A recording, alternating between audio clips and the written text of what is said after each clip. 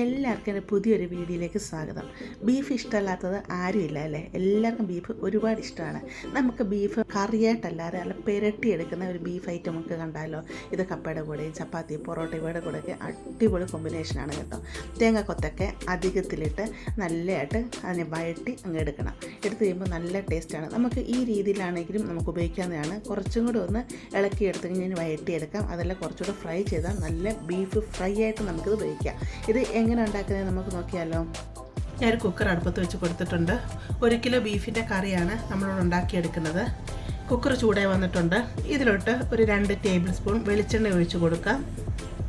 ഇവിടെ ഞാൻ 4 ഏലക്ക ഇങ്ങനെ തൊലി ഇങ്ങനെ പൊട്ടിച്ച് വെച്ചിട്ടുണ്ട്. അതുപോലെ 4 ഗ്രാമ്പു ചെറിയ പട്ട ഇങ്ങനെ മുറിച്ചെടുത്തതാണ്.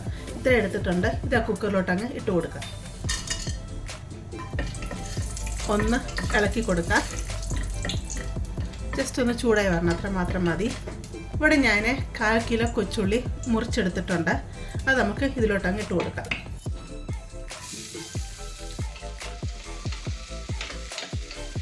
അതിൻ്റെ കൂടെ തന്നെ 2 വലിയ സവാള ചെറുതായിട്ട് കട്ട് ചെയ്തെടുത്തിട്ടുണ്ട്. അതും കൂടെ ഇതിൻ്റെ കൂട്ടത്തിൽ അങ്ങ് ഇട്ട് കൊടുക്കാം.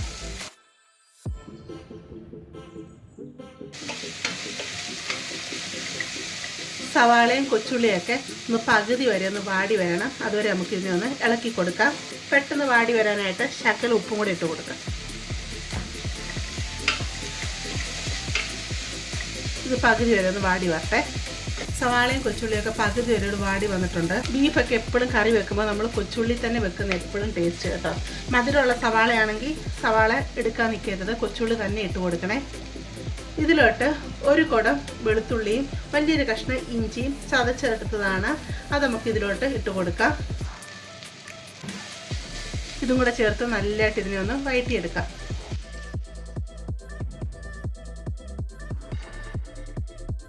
ഉള്ളിയൊക്കെ ഇവിടെ നല്ലതായിട്ട് വാടി വന്നിട്ടുണ്ട്. ഈ രീതിയിലായി വന്നാൽ മതി. ഇതിലോട്ട് 2 മീഡിയം തക്കാളി അരിഞ്ഞെടുത്തതാണ്. അതങ്ങ് ഇട്ട് കൊടുക്കാം. തക്കാളിയും കൂടെ ഇട്ട് നല്ലതായിട്ട് ഇതിനെ ഒന്ന് വഴറ്റിയെടുക്കാം. തക്കാളിയൊക്കെ നല്ലതായിട്ട് അലിഞ്ഞു വന്നിട്ടുണ്ട്. കണ്ടില്ലേ? ഈ സമയം തീ കുറച്ച് വെക്കുക. ഇനി നമുക്ക് ഇതിലോട്ട് വേണ്ട പൊടികൾ ഇട്ട് കൊടുക്കാം. 4 table spoon Kashmiri chilli powder ഇട്ട് കൊടുക്കുകയാണ്. 4 ടേബിൾ സ്പൂൺ തന്നെ മല്ലിപ്പൊടിയും കൂടെ ഇട്ട് കൊടുക്കാം. ഒത്തിരി മുകളിൽ വരെ കൂമ്പാരമായിട്ട് അങ്ങനെയല്ല എടുക്കുന്നത് കേട്ടോ. ഇത് നിറച്ചും എടുക്കും, അത്ര മാത്രം. 1/2 ടീസ്പൂൺ മഞ്ഞൾപ്പൊടി ഇട്ട് കൊടുക്കാം. 1/2 ടീസ്പൂൺ കുരുമുളക് പൊടി ഇട്ട് കൊടുക്കാം. 1 ടീസ്പൂൺ പെരിഞ്ചീരകം പൊടിച്ചതാണ്, അതിട്ട് കൊടുക്കാം. ഇനി തീ അങ്ങ് മീഡിയത്തിലിടുക. ഇപ്പം നല്ലതായിട്ട് ഇതിനെ അങ്ങ് ഇളക്കിയെടുക്കാം. ബീഫ് കറിയൊക്കെ ഉണ്ടാക്കുന്ന ടൈമിൽ മസാലകളൊക്കെ നല്ലതായിട്ട് ഫ്രൈ ചെയ്തെടുക്കണം കേട്ടോ. കാരണം അതല്ലെങ്കിൽ ബീഫ് കറിക്കൊക്കെ ആ ഒരു മസാലയുടെ ഒരു പച്ചക്കുത്ത് വരും. അതുമാത്രവുമല്ല, ബീഫ് കറിക്കൊക്കെ നല്ലൊരു കളർ വരണമെങ്കിൽ മസാലകൾ നല്ലതായിട്ട് ഫ്രൈ ചെയ്തെടുക്കണം. എന്ന് പറഞ്ഞ് മസാല അങ്ങ് കരിഞ്ഞും പോകരുത്. മസാല ഇവിടെ നല്ലതായിട്ട് മൂത്ത് വന്നിട്ടുണ്ട്. ഇതിലോട്ട് കഴുകി വൃത്തിയാക്കി വെച്ചിരിക്കുന്ന ബീഫ് അങ്ങ് ഇട്ട് കൊടുക്കാം. ഞാൻ മുമ്പ് പറഞ്ഞ പോലെ 1 കിലോ ബീഫാണേ.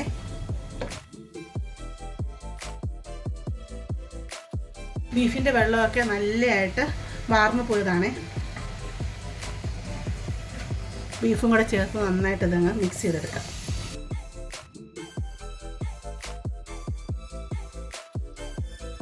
ഇതിലോട്ട് 1/2 ടീസ്പൂൺ ഗരം മസാല ഇട്ട് കൊടുക്കാം. ഇത് വീട്ടിൽ തന്നെ പൊടിച്ചെടുത്ത ഗരം മസാലയാണ്. അതുകൊണ്ട് നല്ല ക്രാണമുള്ള ഗരം മസാല കേട്ടോ. അതുകൊണ്ടാണ് ഞാൻ 1/2 ടീസ്പൂൺ ഇട്ട് കൊടുത്തത്. ഇപ്പോൾ നിങ്ങൾ കടയിൽ നിന്നൊക്കെ മേടിക്കുന്ന ഗരം മസാലയാണ് 1 ടീസ്പൂൺ ഇട്ട് കൊടുക്കേ. ഇതിലോട്ട് ആവശ്യത്തിനുള്ള കറിവേപ്പിലയും കൂടി ഇട്ട് കൊടുക്കാം. എന്നിട്ട് നല്ലതായിട്ടങ്ങ് മിക്സ് ചെയ്യാം.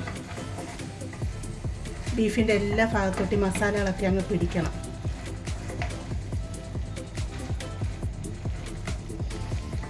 ഇതിലോട്ട് ഒരു 1/4 ഗ്ലാസ് വെള്ളം ഒഴിച്ച് കൊടുക്കാം.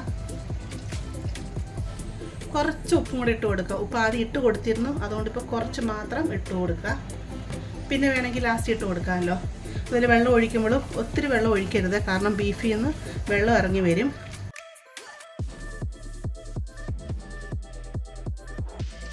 ഇളക്കിയെടുക്കുന്ന സമയത്ത് ഇങ്ങനെ മസാലയും ബീഫെല്ലാം ഇങ്ങനെ പെരണ്ട ഈ രീതി വേണം ഇരിക്കാനായിട്ട്.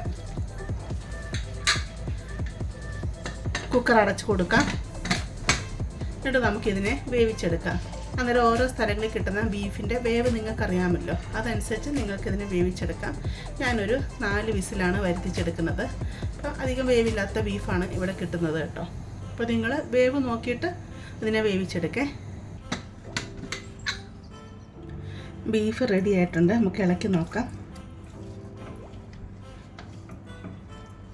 നല്ല പെരണ്ടിട്ടുള്ള നല്ല മസാലകളൊക്കെ നല്ല പിടിച്ചല്ല കുഴഞ്ഞിരിക്കുന്ന അടിപൊളി ബീഫ്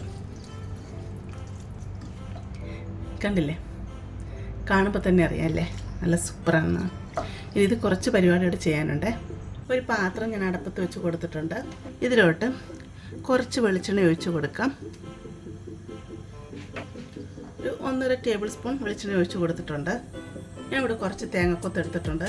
തേങ്ങക്കൊത്ത് നീളത്തിൽ അരിഞ്ഞെടുക്കുന്നതാണ് നല്ലത്, കാണാനൊരു ഭംഗിയാണ്. ചെറുതായിട്ട് അരിഞ്ഞെടുക്കുന്നതിനേക്കാളും ബീഫിനൊക്കെ ഇങ്ങനെ നീളത്തിൽ അരിഞ്ഞെടുക്കുമ്പോൾ പ്രത്യേകം കാണാനും ഭംഗിയാണ്, കഴിക്കാനും ടേസ്റ്റാണ്. തേങ്ങക്കൊത്ത് ഒരു ലൈറ്റ് ബ്രൗൺ കളർ വരെ ആയി വരണം. തേങ്ങക്കൊത്ത് ഇവിടെ ഫ്രൈ ആയി വരുന്നുണ്ട്.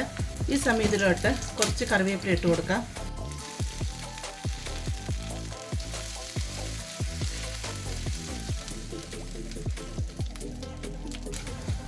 കറിവേപ്പിലയും തേങ്ങക്കൊത്തൊക്കെ ഫ്രൈ ആയി വന്നിട്ടുണ്ട്. ഇത്രയും മതി. ഇതിലോട്ട് നമ്മൾ വേവിച്ച് വെച്ചിരിക്കുന്ന ബീഫുണ്ടല്ലോ അതങ്ങ് ഇട്ട് കൊടുക്കാം.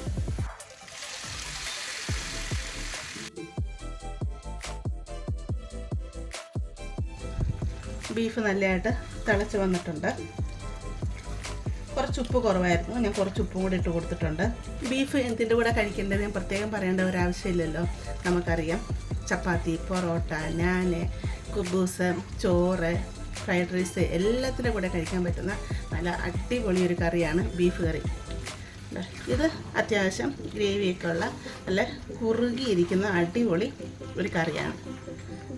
ഇപ്പോൾ നിങ്ങൾക്ക് ഇത്രയും ഗ്രേവി വേണ്ട എന്നുണ്ടെങ്കിൽ നിങ്ങൾ തീ കൂട്ടിയിട്ട് ഇതിനെ ഇളക്കി വറ്റിച്ചെടുക്കണം കേട്ടോ. വറ്റിച്ചിങ്ങനെ ഇളക്കി എടുത്താൽ മതി. അപ്പോൾ നല്ല പെരളം പോലെ അങ്ങനെ കിട്ടും. നമ്മൾ തീ ഓഫ് ചെയ്ത് കഴിയുമ്പോൾ അത് കുറച്ചും കൂടെ അങ്ങ് കുറുകി വരും. ഗ്രേവിയൊക്കെ ബീഫ് നല്ല പെരണ്ടിരിക്കുന്ന അങ്ങനത്തെ കറിയത് കേട്ടോ. അപ്പോൾ നമ്മൾ പൊറോട്ടയൊക്കെ കഴിക്കാനാണ്, അതല്ല ചപ്പാത്തിയൊക്കെ കഴിക്കാനാണെങ്കിൽ ഈ ഒരു ഗ്രേവി വേണം. നിങ്ങൾ തീർച്ചയായിട്ടും ഇങ്ങനെ ഒന്ന് ഉണ്ടാക്കി നോക്കണം. നിങ്ങൾക്കിത് ഇഷ്ടപ്പെടുവാണെങ്കിൽ നിങ്ങളുടെ ചാനൽ ഒന്ന് സബ്സ്ക്രൈബ് ചെയ്തൊന്ന് സപ്പോർട്ട് ചെയ്യാനും, അതുപോലെ നിങ്ങൾ ലൈക്ക് ചെയ്യാനും, നിങ്ങളുടെ ഫാമിലിയോട്ട് ഫ്രണ്ട്സിലോട്ടൊക്കെ ഇതൊന്ന് ഷെയർ ചെയ്ത് കൊടുക്കാനും മറക്കരുത് കേട്ടോ. നമുക്കിനി ഒരു പുതിയ വീഡിയോ ആയിട്ട് അടുത്ത ദിവസം കാണാം.